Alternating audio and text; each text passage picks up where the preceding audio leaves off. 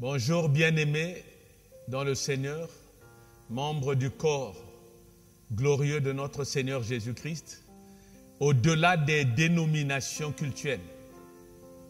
Que le Seigneur vous bénisse, que la grâce de Dieu repose sur vous et merci d'être là. Loin de moi la pensée de jouer au donneur de leçons. Je me sens la responsabilité, comme chacun de vous tous, de donner ma contribution. Et c'est ce que j'ai entrepris depuis un certain moment.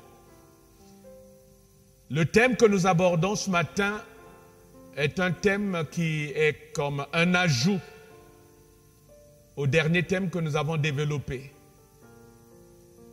Nous avons parlé la dernière fois des œuvres que produisent les membres du corps. Parce que, pour la plupart, l'Église, corps du Christ, vue dans ses représentations locales, ressemble à un corps assez difforme. Un corps où la tête est grosse, mais les membres malingres. La tête, les leaders sont bien formés. Les leaders vont de formation en formation, de séminaire en séminaire. Les leaders passent de conférence en conférence, au point où ils ont de la connaissance quelquefois à ne savoir quoi en faire, parce que puisqu'elle ne sert finalement pas, elle n'est pas utile, elle n'est pas utilisée à bon escient.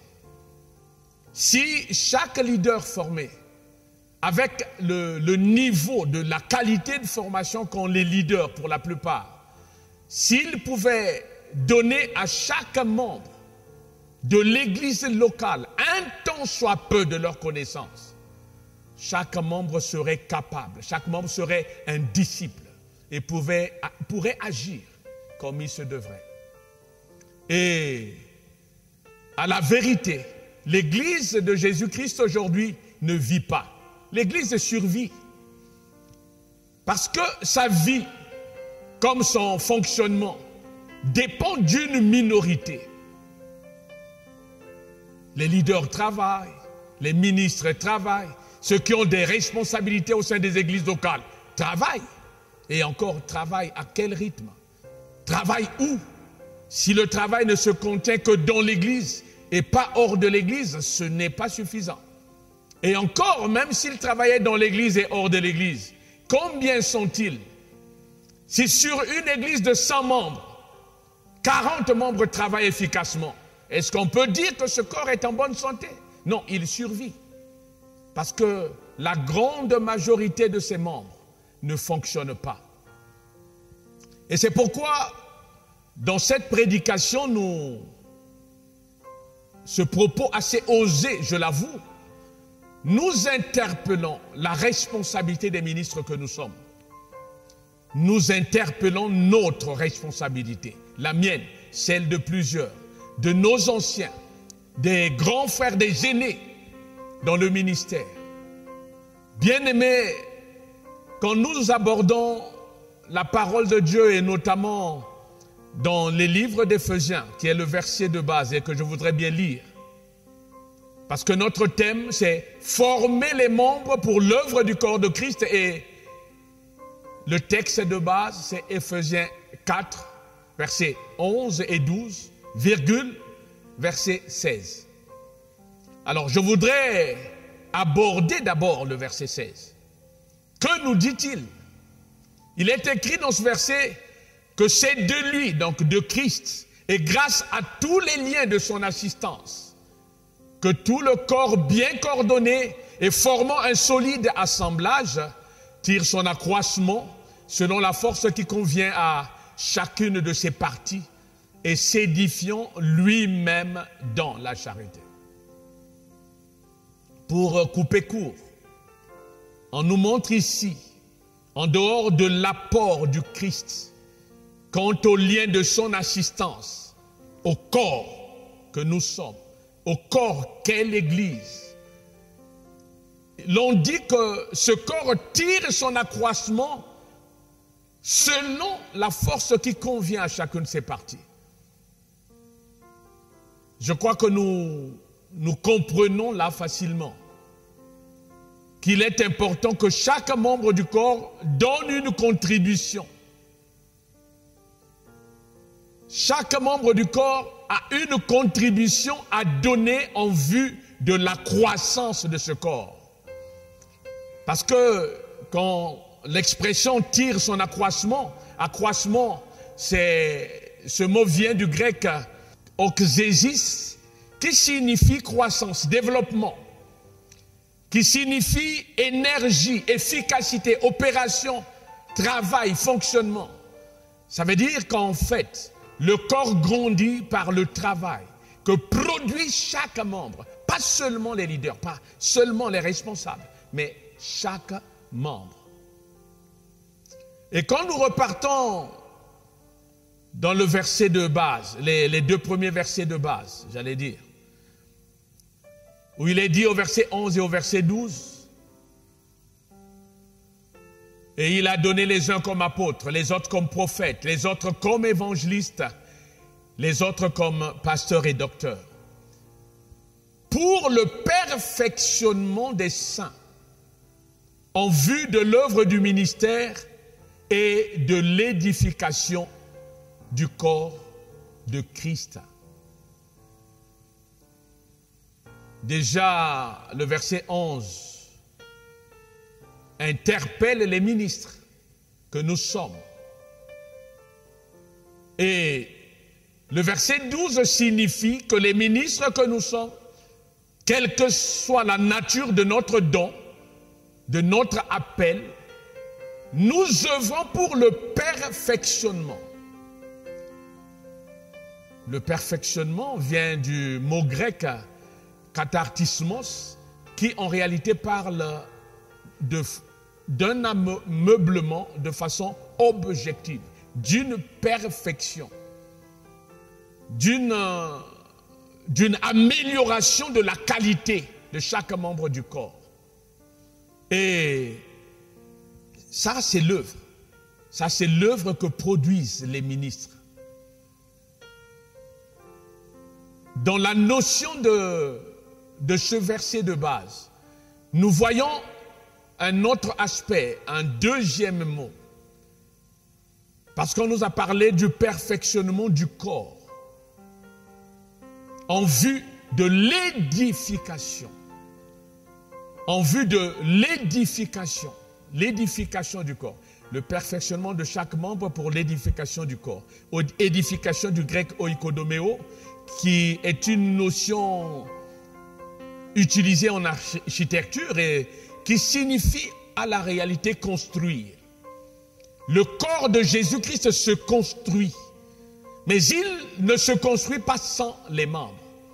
Il se construit en perfectionnement chaque membre par le fait de l'enseignement, par le fait des formations, par le fait de la contribution des ministres, des leaders sur les membres dont ils ont la charge.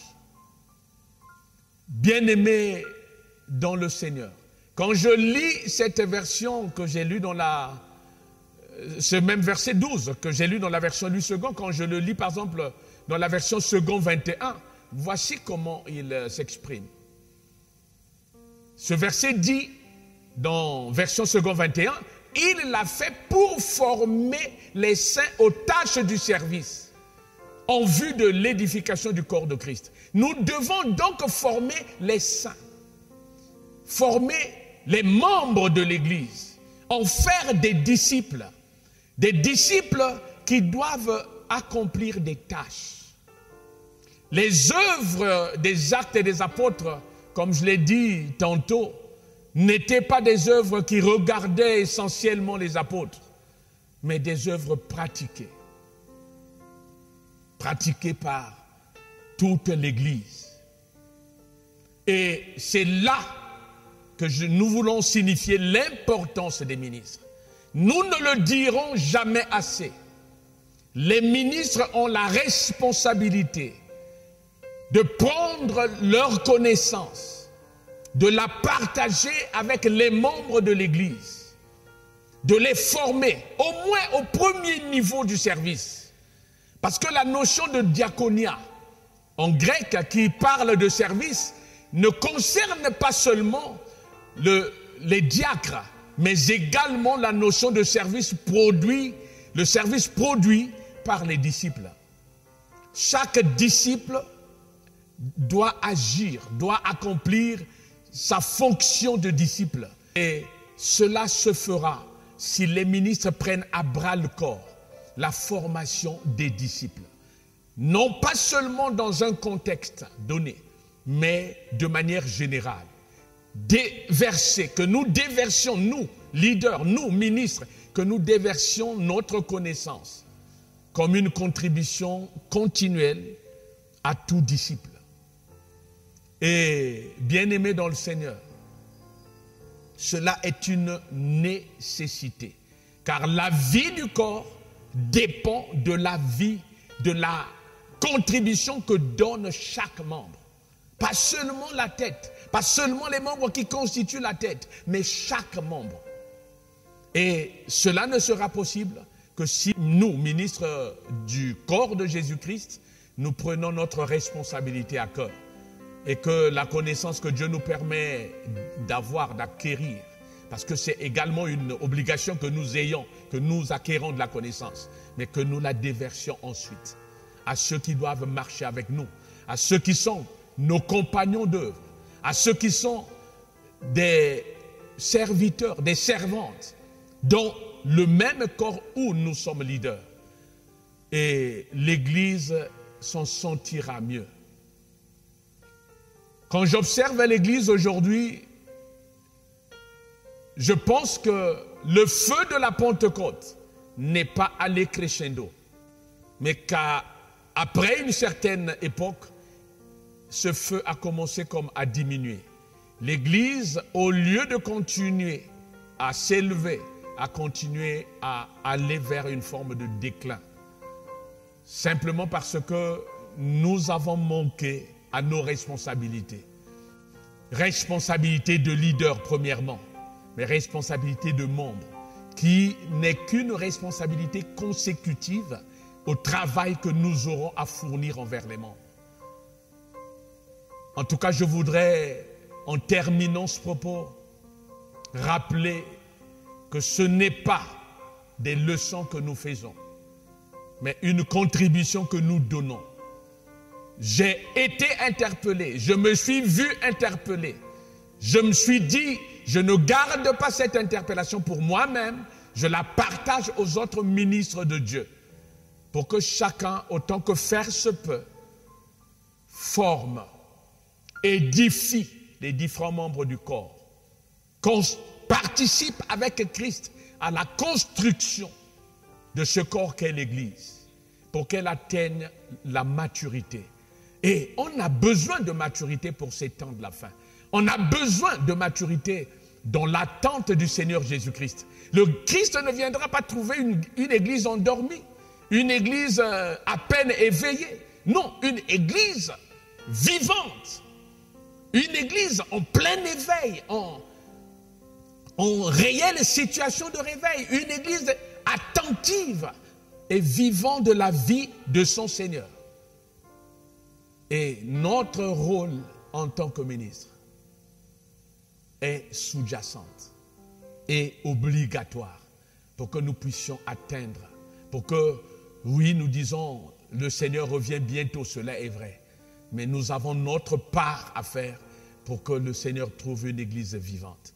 Que le Seigneur vous bénisse, que la grâce de Dieu repose sur vous tous et on se dit à bientôt. Au revoir.